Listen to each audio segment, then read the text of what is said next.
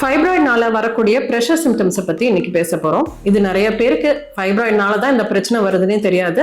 Fibroid adenomyosis பக்கத்தில் இருக்கிற உறுப்புகள், அதாவது பிளாடர், மலக்குடலை அழுத்தும் போது அதனால சுரக்கிற சுரப்பிகள்னாலையும் இந்த மாதிரி சிம்டம்ஸ் வரலாம்.